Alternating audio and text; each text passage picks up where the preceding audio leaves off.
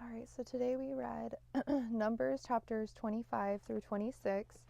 And in chapter 25, some of the men of Israel turned against God and started worshiping the gods of Moab. And it's sad because God warned them. I think that's the first commandment is you shall not have any gods before me. Um, And we know that when we put things before God, then everything else falls apart. So it looks like their morals were lowered and they were being lewd, and it was, very sad. And then God says that they must be um, their heads must be hanged to I guess, cleanse Israel and stop God's anger against Israel because he's causing a plague and being angry with their entire country because they are allowing these men to do this. And then after that, I guess someone brings in a Midianite woman, and I guess that's how it all started. So it was like, here we go again.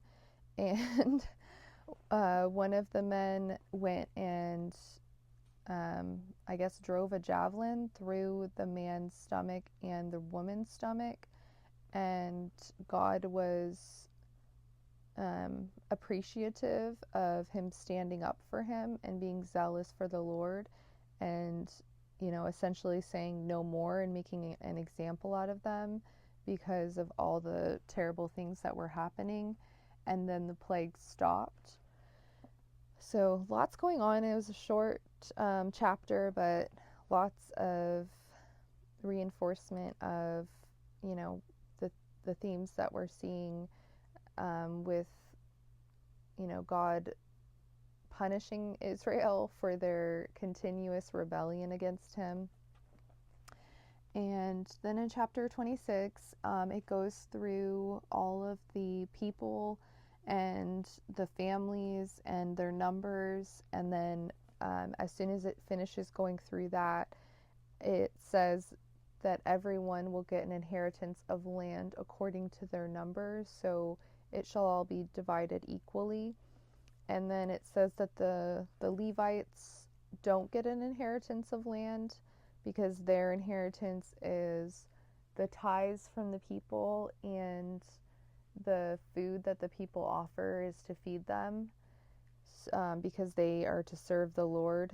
I think it's for 30 years or 20 years from 20 to 50, or 30 to 50. They are to serve the Lord. All the men are. So lots of interesting things going on, and would love to hear what stood out to you from the reading today and what you're thinking about if you're inclined to comment. And looking forward to continuing our study. I hope you have an amazing day.